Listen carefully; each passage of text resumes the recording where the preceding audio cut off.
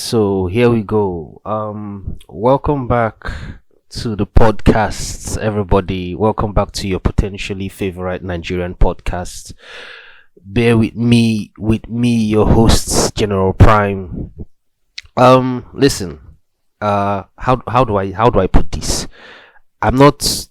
I don't have any weed with me. I don't have any alcohol. Nothing. I'm just doing this. I'm just raw dogging this right now because I don't. I want to see what it feels like. Like I really want to know what it feels like to record or to just be myself recording without actually any help, or should I say any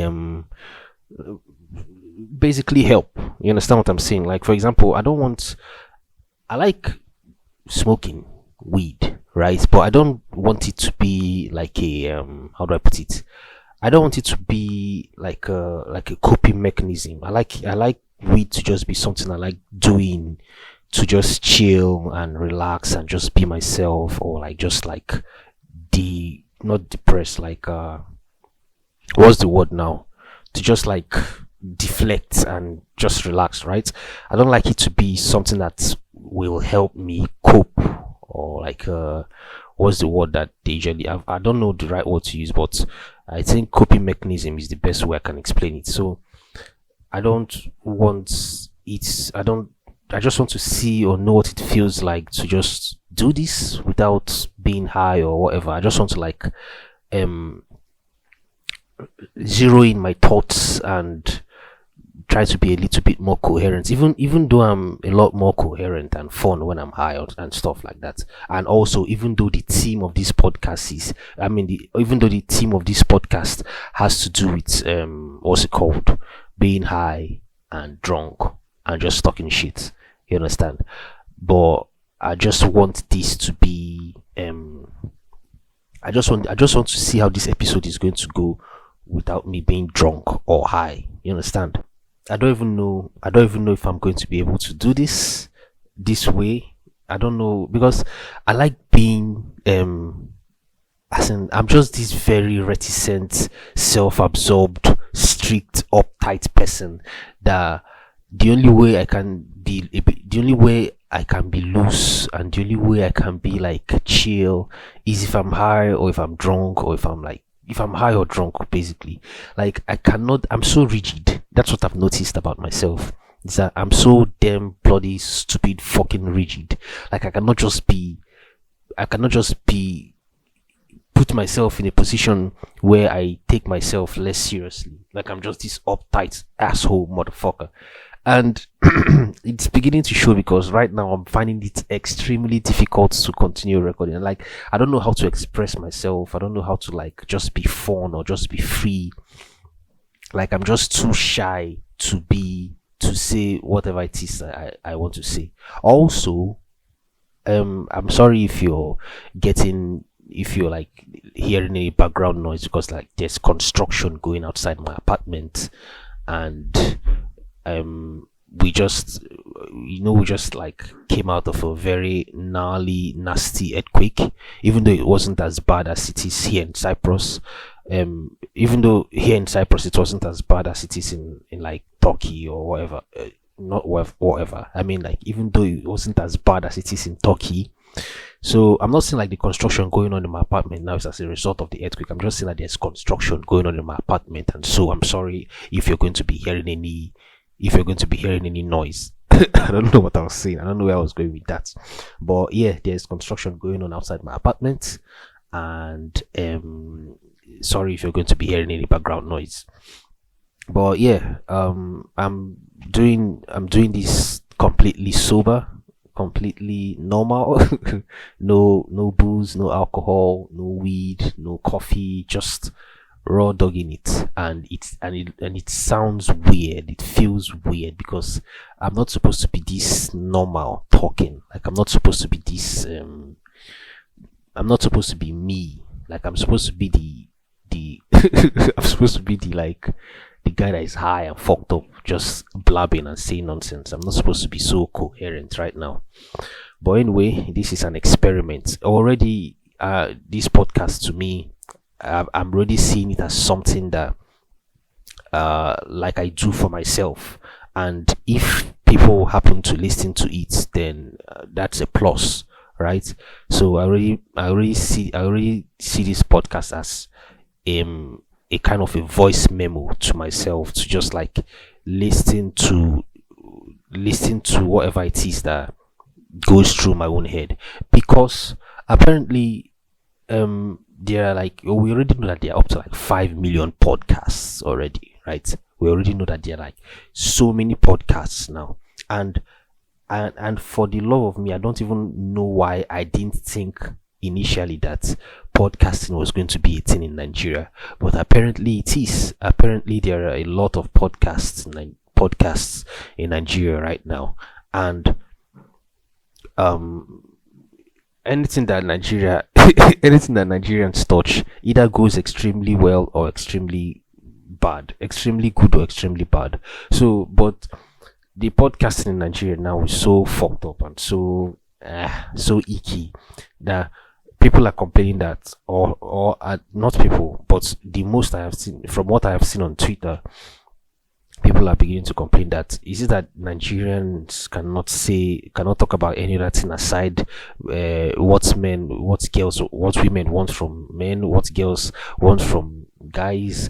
Like the most things, like what I'm hearing is that most Nigerian podcasts are talking. Most of them talk about how. Most of them just talk about man-woman relationship bullshit. Like the whole. I don't know. I don't even know how to explain it.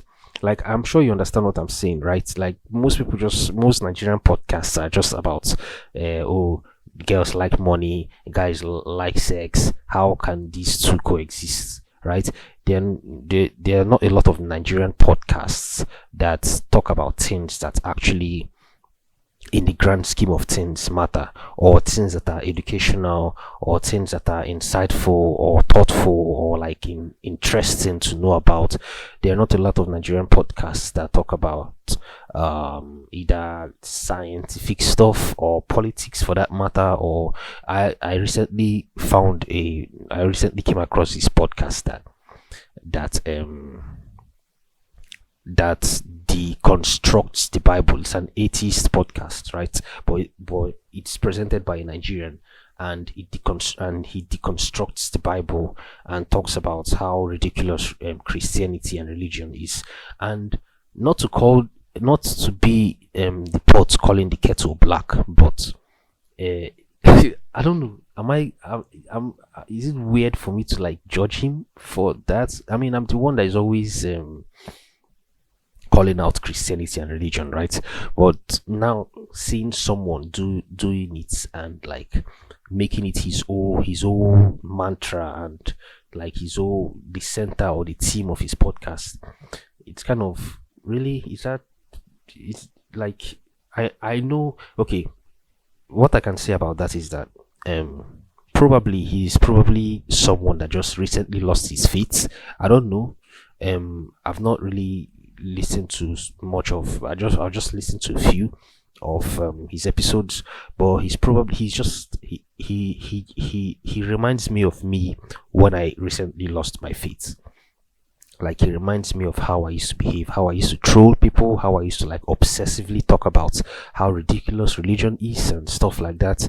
And looking at it, or looking at him from this points, from my own point of view, it's like it's kind of odd, because that used to be me. And I no longer find it that much interesting anymore to talk to spend time talking about religion, or how ridiculous it is. I don't know where I'm going with this, but what I'm trying to say is that there are not a lot of Nigerian podcasts with diverse wealth of information, or should I say topics that people can find, or people might find interesting enough to want to listen to every now and then. I'm not even saying that my own podcast is like, it's the best, or is anywhere near close to being something that people would enjoy. I mean I already have an almost impossibly difficult time getting people to listen. But um at the end of the day, people just want to listen to things that are easy and things that like they just want to like turn their brains off and just like have something in the background that can just keep talking and keep away and like keep the silence away. Because I've noticed that if there is silence, like I've noticed, I don't know if it's just with me or every other person like kind of experiences this. But when there is silence, like deafening silence, like that's when all the whole demons start all the demons crawl back out of their holes and start like entering your head and putting things in your mind. So we tend to drown that silence with like background noises of and thankfully podcasts are the perfect tools for drowning out deafening silences. So yeah, but also there are sometimes that some podcasts are what's actually really listening to and paying attention to, right? So i don't know I don't know if what I just said made sense. I hope it does. But yeah, that's that about that. We're still in the midst of the whole what's it called, in the midst of the whole earthquake wahala. People are still burying their dead, and their more dead bodies are still being found. And it's kind of fucked up that people are going to take advantage of this the same way that people took advantage of during when the pandemic recently, when we are at the early stages of the pandemic, right, the COVID-19 pandemic, and the American government started giving out like what do they even call themselves, like what was it called, started giving out money, basically. I've forgotten what it's called. So and oh, but first of all, it's weird, right? It's weird. Isn't it weird to just realize that the pandemic was 3 entire years ago? It still feels like yesterday, but it was actually 3 years ago. So anyway, when the American government started like giving out money to people, obviously scammers like took advantage of it and stay like and it's estimated that like 10 million people 10 million the 10 is it $10 million or like $10 billion um was like scammers took like 10, I don't know if it's 10 million or $10 billion. Scammers were able to make away or do away with like that amount of money. So it's the same thing that's happening right now in Turkey with this earthquake. Like people are taking advantage, scammers are taking it's kind of fucked up. I mean, it's actually really fucked up that scammers are taking advantage of these really sad events. And I don't know if anybody, I don't know, people living in Cyprus now, I don't know if you've gotten text messages of asking you to donate for relief and stuff like that, to donate to people that have been affected by the earthquake. But I've gotten like, let me say, okay, no, not three, I've gotten like two. Sorry about that, I'm a little bit under the weather today. I've gotten up to like two text messages asking me to donate, and they look so weird and fishy, and I just know that they're scammers. So it's kind of fucked up that scammers are already taking advantage of this sad event and trying to scam people of their money. Like, what won't these people do just to make a little bit of money, right? Like, what can't they do just to make a little bit of money?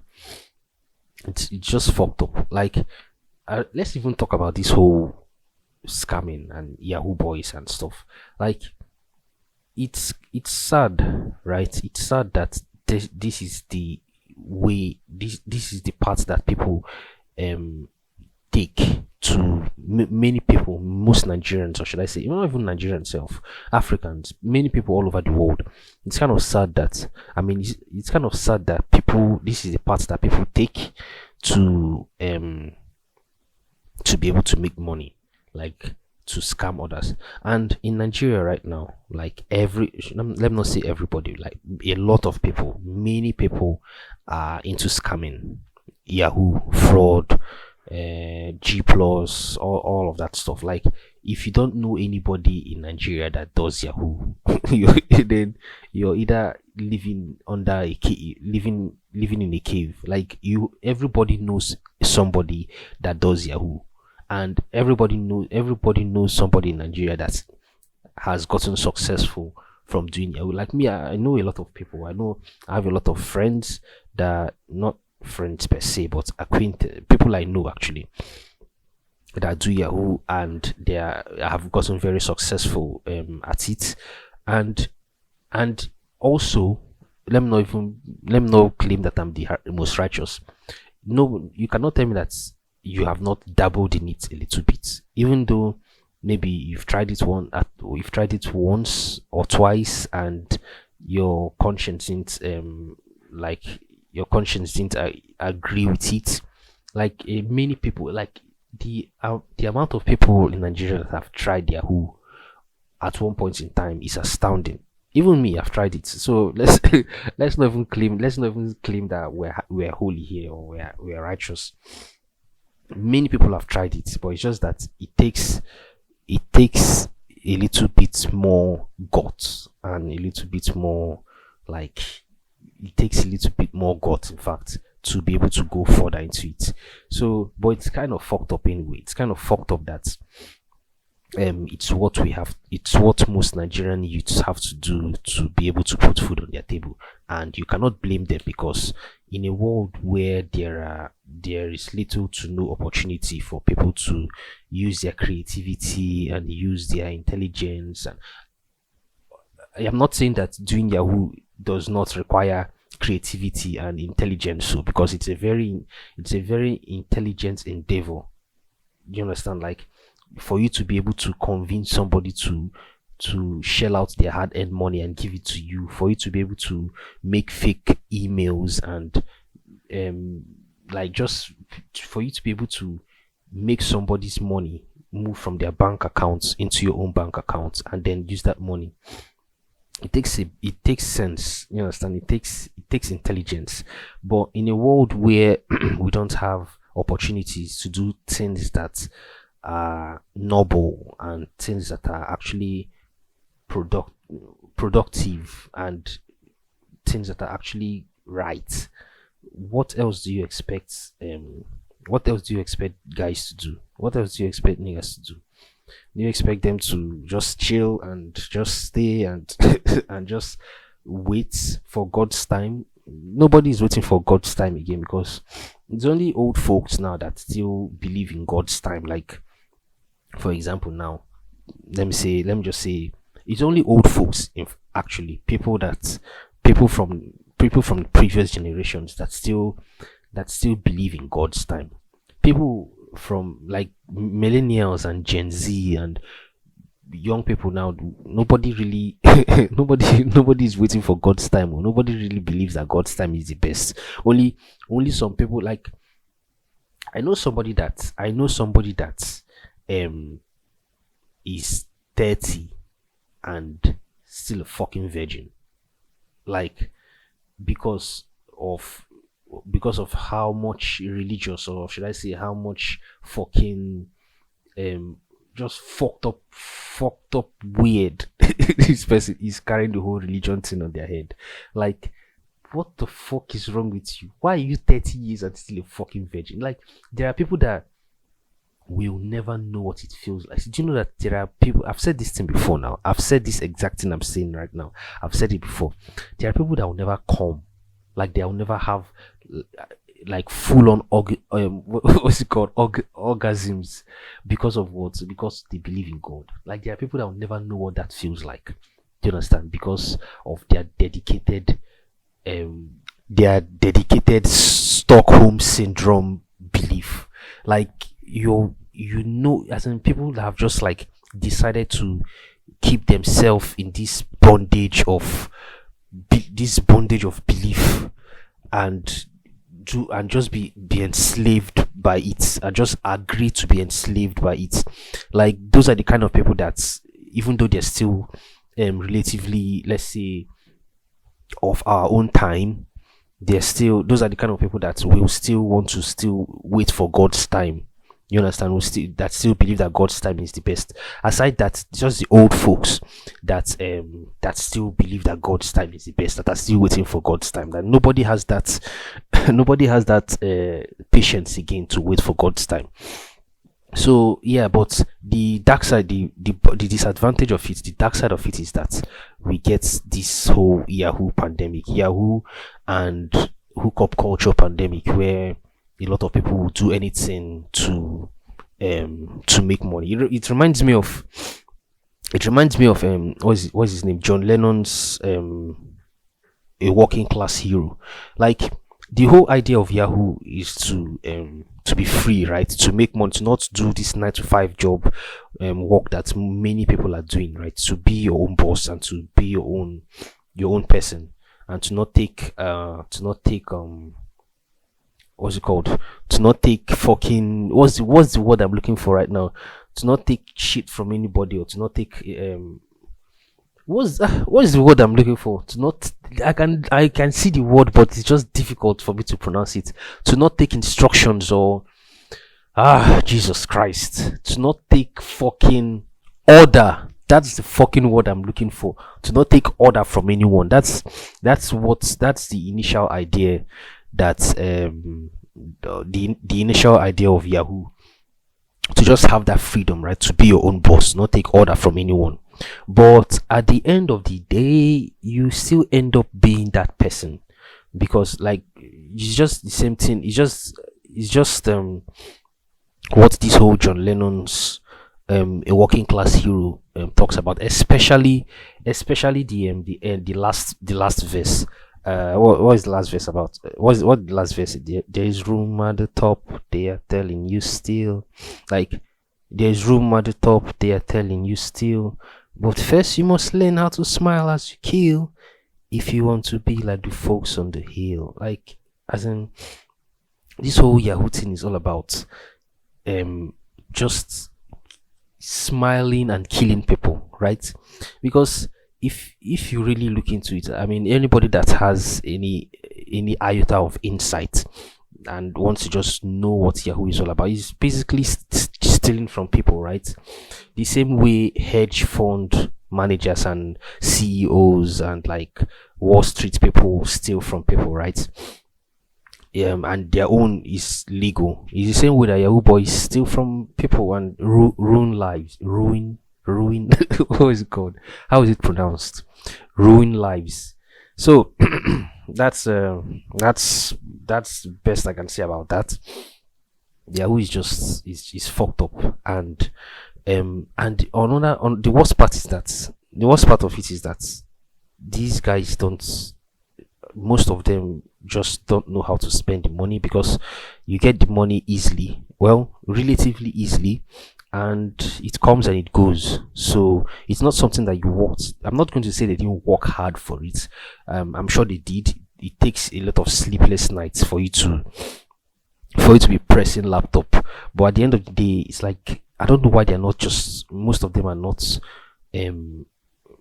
should I say, sensible with their money. I don't know. I've never made money from Yahoo, and I don't know what it feels like to be a Yahoo boy and to spend money that you got from Yahoo. So I'm not going to like claim that I know, or I'm not going to like claim that I know how they spend their money. But from what I have seen, and from what I have observed, and from what a lot of people have talked about, it seems to be that Yahoo boys don't know how to it seems to be that Yahoo boys don't know how to spend their money. But yeah, that's it. It's fucked up that they are taking advantage of this this disaster, this earthquake that happened in Turkey and Syria, and then using it to like scam people. Because when you do that and you scam, like, people are trying to help, obviously, people are trying to help, and people are looking for ways that they can contribute and just help and make life easier for people that have lost their loved ones and stuff. And then for you to just come and play this, for you to be a bad actor in like, for you to be a bad actor, in fact, and just want to steal money from people and just want to use this, it's like you, they think they feel like it's wise, right?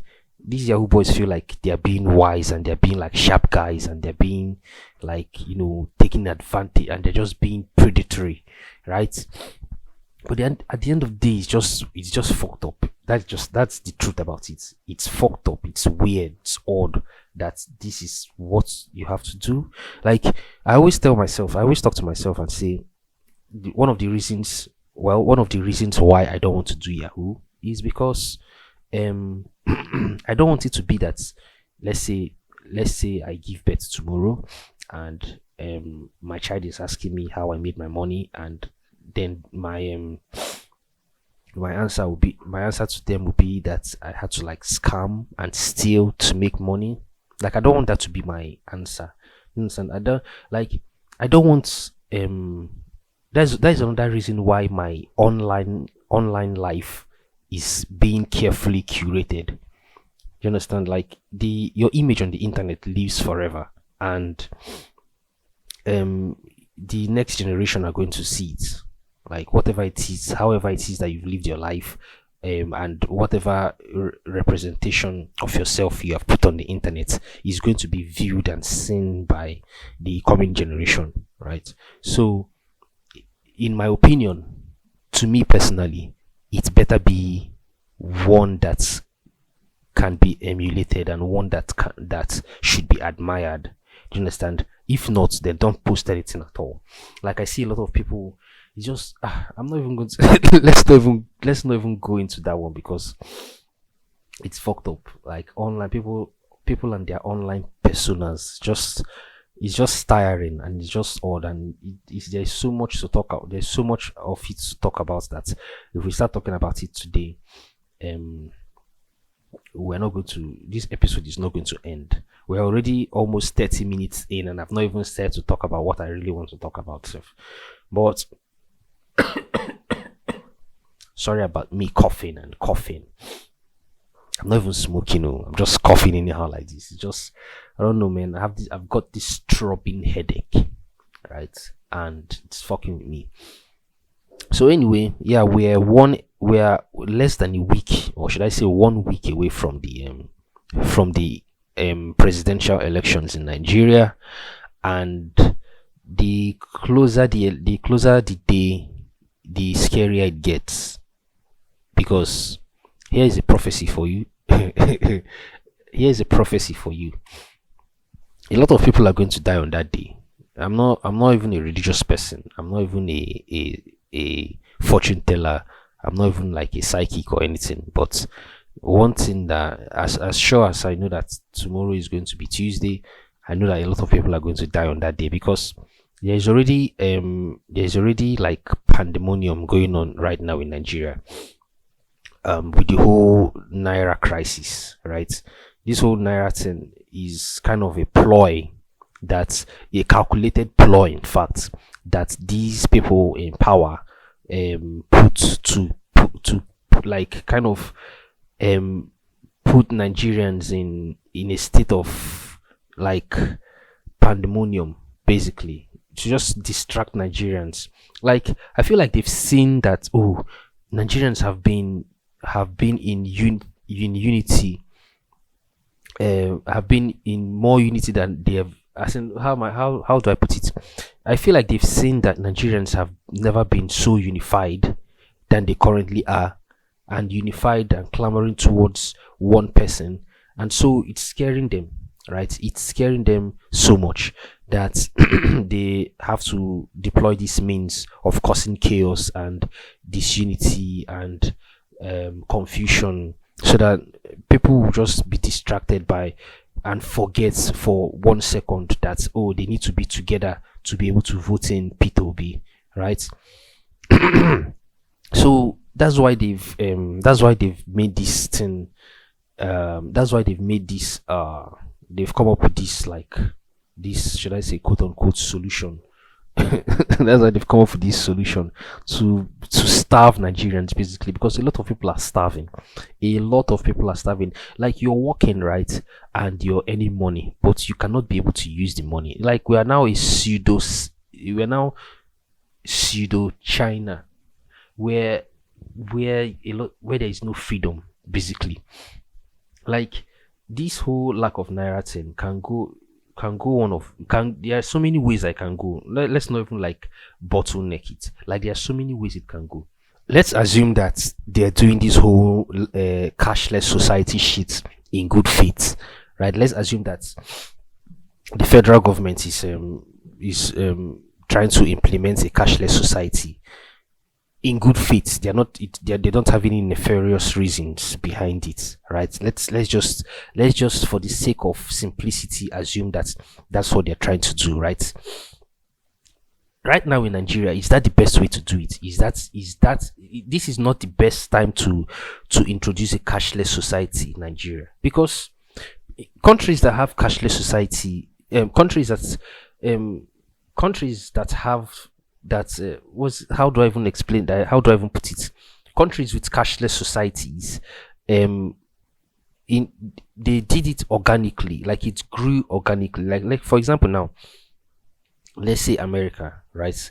It took time. It took time for for the whole cashless thing to be a thing, actually. Like, first of all, there had to be there are things that had to be implemented for a cashless society to work. You cannot just like you cannot just like brute force it into Nigerian society when a lot of people don't use ATM cards. Nigerians like to hold their physical money. Like, in Nigeria, the Nigerian society, like the Nigerian population, we like to see the money that we are spending. We like to hold it in our hand. Do you understand? That's why in marriages you see people spraying money, because Nigerians, we are very proud people. We like to see our hard work. We like to show off. We like to, like, we are very egotistical, sometimes self-entitled people. Do you understand? So we like seeing our money. We don't want to go and we don't want to go to the market and then use card. We don't have that trust. Like, even the whole ATM thing itself, like, it's difficult for I know that a lot of people have it in Nigeria, but it's kind of difficult. The only reason why it works is because Nigerians want to get the cash as quickly as possible, right? So that they can be able to spend it. They don't want to use a card to pay for stuff. They don't want to go to the market and then and then you buy stuff with your card and maybe start hearing story. Do you understand? Nobody wants to hear story, so everybody just wants to gingerly pay for use their fiat currency and pay for whatever it is that their whatever service that they want. Do you understand? Or whatever good that they want to buy, or whatever products that they want to buy, whatever. So a cashless society is going to be difficult in Nigeria because, um, first of all, we don't have the infrastructure for it. Like, the old woman in the village does not have ATM card, or the small kiosk in the village. I know that we are practicing the POS system in Nigeria now is kind of taking um it's kind of like skyrocketing, but it has still not gotten to the stage where every single and also again, the POS system in Nigeria is not like a is a is another kind of banking system on its own, where you want quick cash, and instead of going to the ATM card, you're willing to pay somebody a little bit of money for them to give you the amount of money that you want. You understand? So that's the whole idea of the POS system in Nigeria. It's not like I don't know, it's just the same, it's just a rudimentary form of ATM machines. Like, it's no longer like an automated teller machine. It's not like a human teller machine. That's what POS system in Nigeria is. So the small shack in the village um is not going to practice cashless money or cashless what was it called exchange, cashless. I don't know. My brain is fogged up today, man. So the small shack in the village is not going to do that. They don't have, because we don't. First of all, there is not a lot of trust in Nigeria. That's the first thing you have to keep in mind. Like, there is not a lot of trust in Nigeria. Secondly, the whole there is no network in Nigeria. There is no network in Nigeria. So a lot of people have issues all the time with the banking system, where you deposit money and it doesn't reflect, or someone sends you money and it doesn't reflect, or stuff like this and that and that. So like, it's not really efficient. It's not well, it's not working. It's not a well-oiled machine yet in Nigeria. So to just force it on people like that and want them to just start practicing it immediately, where you have not laid up all this where you have not laid up foundations for it that it can stand solidly on, the whole thing is going to crumble. Like, another, let me give you an example. Like, one time I was walking on the streets, I was walking on the road here, and somebody dropped, in fact a black person dropped like a wrap on the road. And in my mind I was like, there is a fucking dustbin in front of you. Like, there is a fucking dustbin just 10 steps away from you. Why couldn't you just wait, and then when you get close to the dustbin, you drop whatever it is you want to drop? And in my mind I was like, this whole dustbin thing works because there are people that it's their job for them to come.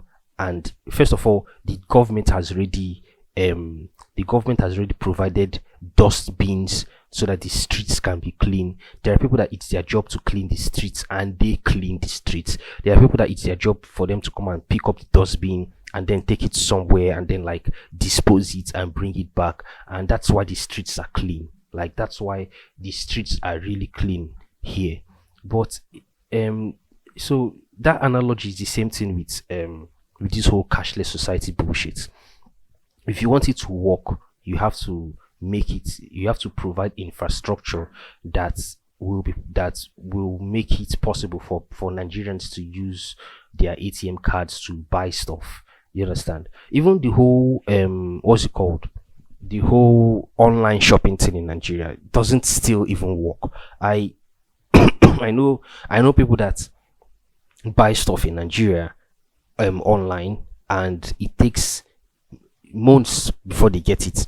And sometimes when they get, and for example, I have a friend that bought stuff and it took about 2 months before the person got it, before the person got what they ordered for. And when they eventually got it, it wasn't even the same thing. Like, we've seen memes online now. We've seen memes of people showing off what they ordered for versus what they got. So even in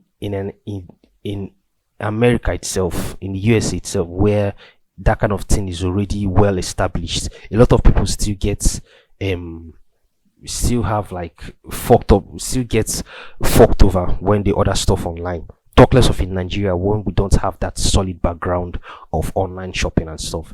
So how do you, if stuff like that does not really work, it does not really work well in somewhere like in America, how do you expect it to now, how do you think that it's going to work well in Nigeria, where we don't first of all, we don't even have good roads for delivery people to deliver whatever it is that you want to do, whatever it is that you ordered. You understand? So how then do you think that a cashless society is going to be possible in Nigeria? It's definitely not going to be possible.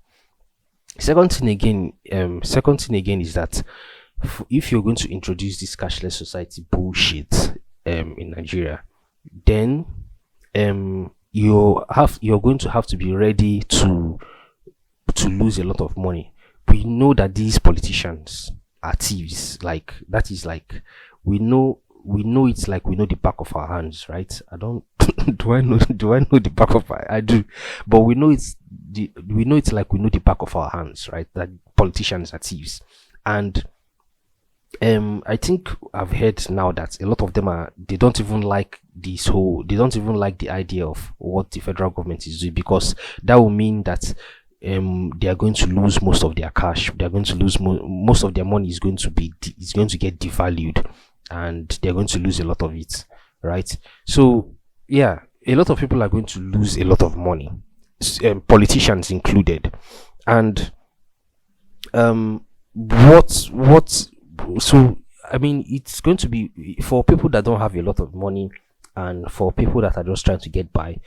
That's kind of okay, because if people are going to lose a lot of money, politicians especially, um I feel like it's going to help beef up the economy a little bit. I'm not an economist. In fact, I failed economy. I failed economics back in school woefully. That was one of my worst subjects in school. I don't even, like, what is my business, bro? Why are you asking me all these questions? I don't want, but I failed it woefully back in school anyway. But what I'm trying to say is that I feel like um in making this doing this stuff right is going to kind of um I don't know, I'm just like speedballing here, but I feel like it's going to beef up the economy, beef up the value of the naira a little bit, because when there is less of it, the value increases, right? So I hope that when everything eventually balances out, there that it comes with an increased value. I hope so, because if it doesn't, then shit, then shit, the naira will be, the naira would be free falling and to just lose the little value it already has. So I'm sorry about me coughing all the time. So yeah, I really hope that they know what they're doing. I really hope that they know what they're doing with this whole um naira scarcity stuff, because and I hope that they're not doing it for nefarious reasons, because if they are, then shit, a lot of people are going to die 6 days from now, when the election will take place. And I hope that Nigerians can kind of see through the bullshit. I feel like Nigerians have been through a lot of bullshit to be able to detect it whenever it is coming, right? I feel like we're supposed to know now. Like, every Nigerian is supposed to know now that whatever it is that the government is doing right now is a trick, and they're just trying to like stop us from being united, and being united enough to vote for Peter Obi that day. I'm saying I'm not in Nigeria, so I don't know why I am why I am including myself in this. But another fucked up thing again. This one is more fucked up than even the whole naira cashless society bullshit. Another fucked up thing again is that there are a lot of people. I have a lot of people on my WhatsApp that are saying that they're not going to vote on that day. That's how messed up. That's how messed up this whole thing is. Like, people are not going to vote. Like, I know a lot of people that say that they're not going to vote, either because they don't trust Peter Obi, or because they feel like their vote is not going to count, or they feel like that day is going to be so violent, and so they don't want to like risk it and then lose their life in the process. So, which these are all understandable, and I get where they're coming from, but um the alternative is that if you don't vote, then that's your luck. That if you don't vote, then that's one more vote for the bad guy, which by the way which by the way he's really a bad guy. Like, I don't know why nobody else has when I was talking about this with my housemate, I was talking about how Bola Ahmed Tinubu's initials are BAT. That's BAT. It's like, this guy is such a villain and such a bad guy that his initials are. I mean, yeah, we know that one of the most popular superheroes in the world is Batman, and he's a good guy, but but in this case, fucking Bola Tinubu's fucking initials are BAT. Like, you couldn't choose any other thing as your initial. Like, you have to like rub it in our face of how much of an evil person that you are. So People that are not going to vote in Nigeria, people that are not going to vote on that day, then their votes will be going to this person, and it will be giving him a lot more um it will be giving him a lot more chance of winning the election. And these are the same people that are still going to complain for the next 4 years that, oh, Nigeria is this and Nigeria is that. And it's just astounding, right? It's just fucked up that there are people that, I mean, this there are things that are bigger, that there are things that are supposed to be bigger than us, and this is one of them. Like, if, like, I always say that, I always say this, right? What's his name? Peter Obi, if he really has good intentions for Nigeria, then you're supposed to know that this is bigger than you, and you're supposed to go out that day and actually vote. Like, you're, regardless of whatever might potentially happen that day. I mean, it's already a given. It's already a given that every election day people die in Nigeria. Like, every election day, there are thugs that come, shoot up everywhere, kill people, and then steal ballot boxes and run away and just scare people. Like, that's the kind of life that we are living in Nigeria, a life of fear and a life of suppression, and just everybody's just depressed and everybody's just in chains. But life still has to go on, right? And we cannot just continue to be subdued and just continue to live in fear and continue to live under um fucking under like all this military iron rule, right? So we cannot just continue like that all the time. So yeah, I know that your excuse is valid. Like, if you don't want to vote that day because you have these concerns, your excuse is perfectly valid. But think of it this way. Think of it this way.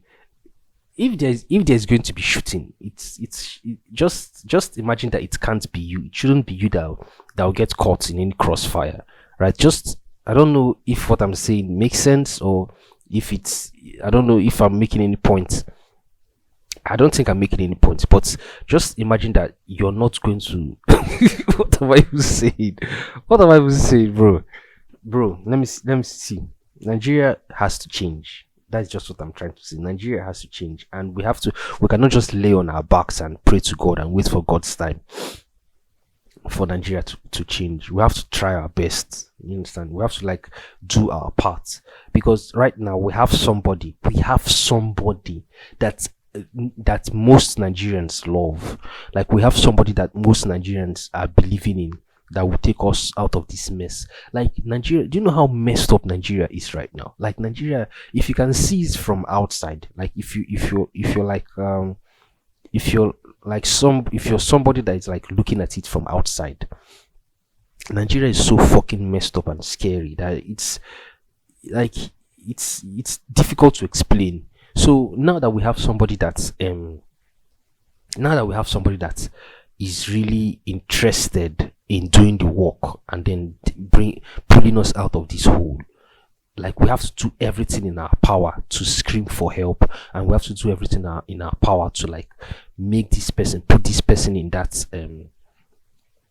position to, like, to save us.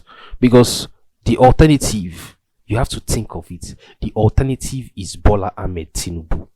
That's the alternative. If Peter Obi does not win, then you have to understand that for the next 4 years, Bola Ahmed Tinubu is going to be your fucking president. And it's not even as if, like, it's not even that the guy is even energetic. He's not even a guy. It's not even that the man is even energetic. So he's a fucking old man.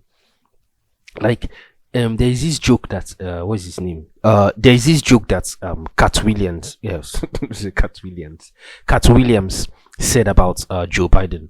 He was talking about how people should give Joe Biden a break because of how old he is, and the man is, like, doing his best. Like, it's just the same thing with Tinubu. Like, he's an old ass man, right? It's like, just it's odd and it's unfair. It's unfair. I don't know if he's the one that I don't even know if he's the one doing the. I don't even know if he's him. If it's really him that wants to run for for presidency. Like if he's actually the one really trying to run for presidency, then it's sad because as an old ass man like that, you're supposed to be retired. You're supposed to rest. You're supposed to have people taking care of you, right? But um but you're not.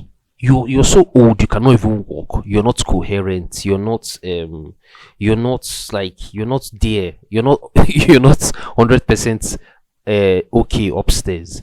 Like you probably have Parkinson's. You probably have like you're not there at all at all. You're just old as fuck. So how do you expect that you're going to successfully run a country of 200 million people? Like how do you think that you're going to handle Nigerians? Me, it's difficult to even like it's difficult to handle 5 people alone, talk less of 200 million fucking people in your old age. How do you expect that you're successful? And people that are supporting what's his name, Tinubu, like do you people I people can't people think like you, do you really think that you do you really think that that kind of person, as old as he is and as fragile and feeble as he is, that he's going to be able to successfully take Nigeria from where it is right now to where ideally it's supposed to be? Like the guy is so fucking old, and there's nothing, there's not much life left on him or left in him. He's probably going to die in any moment from now. I'm sure that they are juicing him up for throughout this whole campaign process. But once the campaign is over, and if God forbid he wins, bro, I don't think, like, what do you expect him to do? Like, what he does not even, he's not even able to talk well. He finds it difficult to like express himself or speak coherently. So why is he running for president? Why does he think that it's a good idea to run for the office of the president of the Federal Republic of Nigeria? Like, what change does he think that in his old age he's going to effect in the life of Nigerians and the country of Nigeria? Like, do these things go through his mind at all? Like, at all? Somebody cannot walk. I'm sure most the people have even made memes about it. I'm sure people have seen the meme of him, the video of him where he raised his walking stick up when he was told to stand attention for the Nigerian anthem. So if he's not even able to if he's not even able to move or to just act accordingly, like, how do people think? Why are people even supporting him? Won't it be fair if people just told him, "Grandpa, go and rest, go and sit down, your time has passed"? Like, why is he still running for office? So that is the alternative: a weak, frail, old, evil man, as opposed to Peter Obi. Like, if Nigerians, that the Nigerians that are in Nigeria, if people don't go out that day to vote and cast your votes wisely, that is the person that people are going to get stuck with for the next 4 years. That's what people have to understand. Like, that is who people are going to get. People are going to be stuck with for the next 4 years. Somebody that cannot walk or speak or act or even move, or like somebody that is that old, as old as Abraham. You understand? So yeah, so that's why everybody has to support Peter Obi. It's not that, like, okay, I keep having doubts about this whole Peter Obi. I keep having doubts because politicians have burned us in the past. Politicians have disappointed us in the past. So yes, he says the right things. He knows how to talk. He knows how to control crowd. He knows how to make people. He knows how to excite people. He knows how to get people like hopeful and stuff. But is he, at the end of the day, is he going to deliver? Like, is he really actually going to deliver? I mean, I'm talking about Peter Obi, because that's why I'm still that's why I'm still skeptical, and that's why I understand people that I understand the point of view of people that are saying that they're not going to vote for him on that day because they no longer trust. But if you don't trust any Nigerian politician anymore, what are you what okay, you're in Nigeria, you don't trust any Nigerian politician. It's whatever the outcome, you're still going to get affected by it, right? So it's better for you to at least stand for what seems to be the right move, and the right move right now is Peter Obi. So if you are one of those people that are saying that you're not going to vote because that day is going to be violent, or you're not sure of Peter Obi or whatever, um uh you're not doing yourself any good, because you're just going to be, should I say, bipartisan. You're not doing yourself any good. So the right move, or the right thing for you to do that day, is to actually make the effort to vote. So let Godspeed to Godspeed. Should I say Godspeed the right word?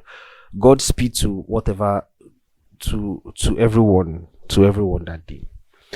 So yeah, that's that about that. Another thing I want to talk about again is nobody is talking about the Chernobyl level event that is taking place in America right now.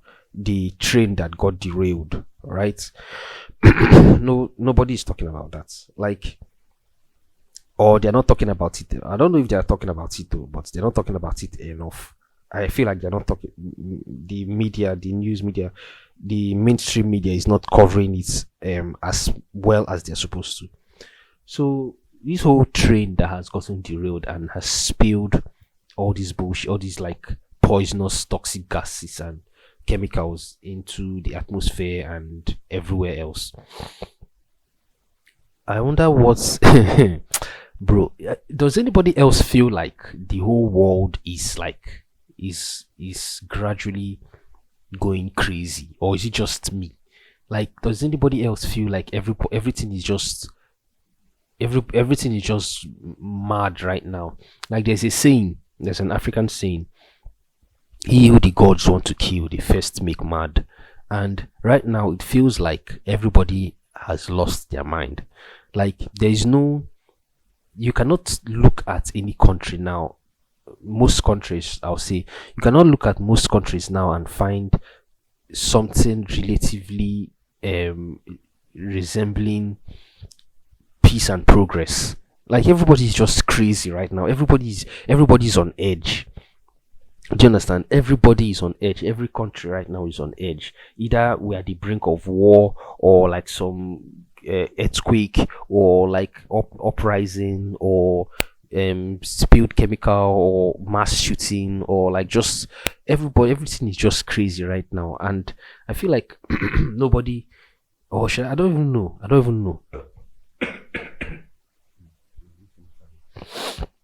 I feel like we're not really talking about it enough.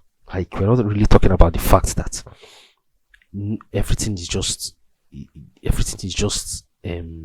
disorganized, or everywhere in the world right now. Everybody's just fucked up. Listen, I am sorry about my snorting and my coughing and my sniffing. I am really, really under the weather today. I'm quite under the weather, and well, I hope I get better soon.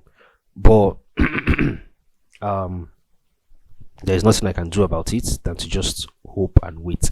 One of the reasons actually I didn't even want to like smoke today before doing this podcast, before recording this episode, is that I want to try to, like, I always have this thing where I go 1 month without alcohol or sugar or smoking. And that was before I started the podcast. That was before I started this whole podcasting endeavor. And then and I also take exercising extremely seriously for that 1 month, right? So like 100 push-ups a day, like 50 sit-ups, crunching, planking, stuff like that. I take it extremely seriously. Like I dedicate an entire month to it, and and so I that's one of the reasons why I decided that I'm not going to like smoke today, so that I can see how to feel like for like and it's something I want to do in the coming months, like in the coming month of March.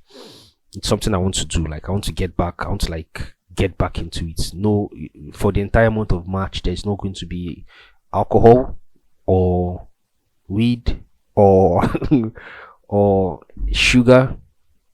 So so if I'm going to be recording, if I'm going to be pushing out episodes in March, then I want to like test the waters and see how it's going to be like. So that's why I'm doing this episode today without me being high or drunk. I just want to know and see and feel what it and know how to feel like, to because it's going to be what it's what I'm going to be doing throughout the month of March. So yeah, that's another reason I forgot to mention earlier, of why of why I sound so coherent today. So I feel, I don't know if that's all. No, I feel like that's all I have to say, or that's all I can say. I thought that this was going to be longer. Actually, do you know that? Do you know that it would be this short? But yeah, I think I've covered everything that I feel like I can cover for now. I just have to rest a little bit more because, like I said before, I am a bit under the weather. Kind of sick right now. So yeah, thank you guys for listening. Thank you for sticking with me and listening to me.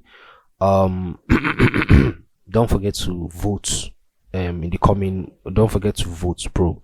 Like your vote counts. People that think that their votes don't count, like it actually does. Like if enough people actually do the job and do the work and actually put in the effort of voting, I don't think that it's going to be easy for the people that want to manipulate the vote, or like want to like want to like fuck everything up. I don't think it's going to be easy for them to do it, because if I know I voted, and I know that you voted, and you know that you voted, and you know that I voted, and like multiply that by 1,000 or multiplied by 1 million, and everybody knows that they voted, and then everybody knows that they voted for one person, and then this other person wins. Like there's going to be questions, right? Everybody's going to question this. Like even the Northerners, Peter Obi went to the North, right? And the Northerners are even like, they even welcomed him, and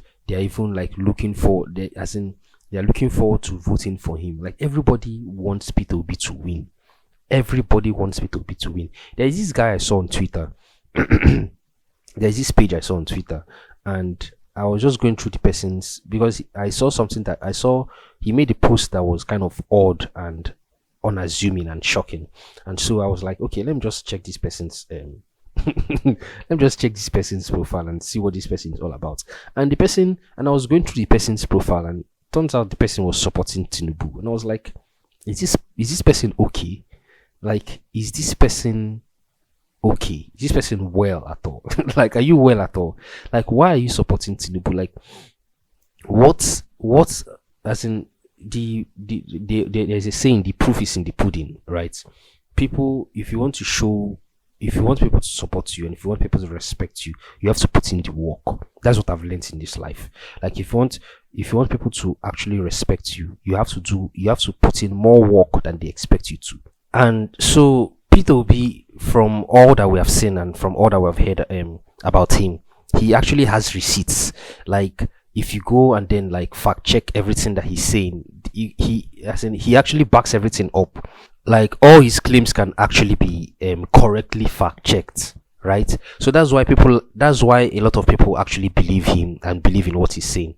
But then this guy now on Twitter that I saw that is like supporting Tinubu, and I'm like, why are you supporting this old ass man? What has he done for you, and what has he done that is beneficial to the Nigerian populace that is making you support him this much? It does not make any sense. So what I'm trying to say is that don't think that your vote does not count, because your vote actually does. If enough people go in there, if everybody goes in there and everybody votes for one person, and then the person does not win, they are good. We'll all ask questions, right? How did you? We didn't vote for you. Did you vote for him? No, I didn't. Did you vote for him? No, I did not. How about you? Did you vote for him?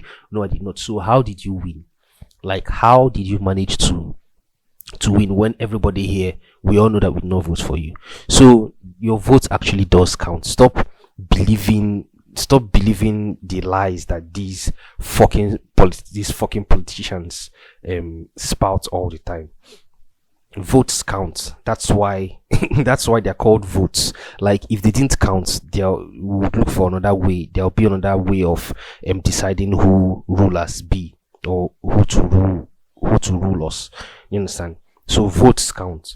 So yeah, that's that about that. Make sure you all go out that day and vote, and the world is actually watching. Like, the world is, I don't is the world watching? I don't know. I feel like everybody else has enough on their plates to care to care about whatever it is that is going on in Nigeria. But I think also that the world is watching. Yeah, the world is actually watching, and the future of Nigeria is in our hands. And if we don't take it seriously, we are going to get fucked. We're going to get fucked for 4 years. Like, a lot of people have already like placed their order for placed their order to leave Nigeria. A lot of people are just waiting. If P2P does not win, like, Nigeria will be empty, I swear, because Nigeria is already a sinking ship. A sinking ship. And bruh, man, we just need help. So yeah, go out that day, vote, and let's hope that things get better with time, because obviously we already know that when Peter Obi wins, things are not going to automatically things are not going to automatically get okay. Because there's another thing again that I've heard, that when there are always people in power that make the policies. Like, the president is not, yeah, we understand that the president is the one with the ultimate power, I think, but at the end of the day, there are people that he has to go through to make decisions and like pass bills and stuff before laws are made, and before things are put into effect. And so these people, I don't know how, and most of these people are also corrupt. Do you understand? So I don't know how he's going to like navigate through all of that. And well, if he has the ultimate power, then I think that maybe he's going to be able to. The only see, Peter Obi has to rule with an iron fist. I know that there is no such thing as a good king. So yeah, he has to rule with an iron fist, and forcefully implement things that will be beneficial to Nigerians into power. So yeah, that's all I can say about that. So I have to go take drugs right now. I have to go to the chemist, go buy some drugs and take them. And not the chemist, the pharmacy. I have to go to the pharmacy and buy drugs and take them. And let's see how that pans out. Probably going to smoke something. I don't know, but let's see how that pans out. Thank you for listening to me. Thank you for chilling with me. Um, don't forget to follow. Don't forget to, first of all, listen to the entire episode, and then leave a review. And also follow me on Twitter. And you can also send me an email at generalprime14@gmail.com. I'm going to leave all of that in the fucking description. And yeah, that's that about that. It's kind of fucked up. Okay, we're still in the month of March, right? And sorry, not the month of March, we're still in the month of February, and there are only 28 days in February. So I don't think that I'm going to make any episode again high. So the next episode I'm going to make is going to be the same as this, which is going to be fucked up. Man, it's difficult doing difficult things, but the reward is usually rewarding.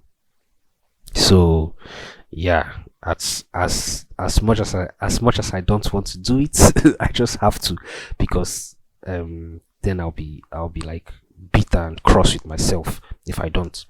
So the next episode, I'm not going to smoke for an entire month. God damn, that's crazy. You no, well, but I just have to do it. I just have to do it. If I can do it, if I have been able to go and to do 1 hour, like to talk for 1 hour right now, coherently and properly, then yeah, it's possible to do it for one entire month. So yeah, thank you for listening to me. Thank you for giving me your listening ears. Follow me on Twitter, send me your email, tell me what you think, stuff like that. I don't even know if anybody's going to listen to this, because like I said before, there are a lot of Nigerian podcasts right now. Everybody feels like they have something to say. Everybody's just talking stuff. Like the same with me. I'm in that boat too. So well, I'm just going to keep saying it to whoever is listening. Share this with your friends, share this with whomever you think might be interested in listening to this. Yeah, that's that about that. Thank you for listening. Follow me on Twitter once more, and I'll talk to you guys next week. All right, bye everybody.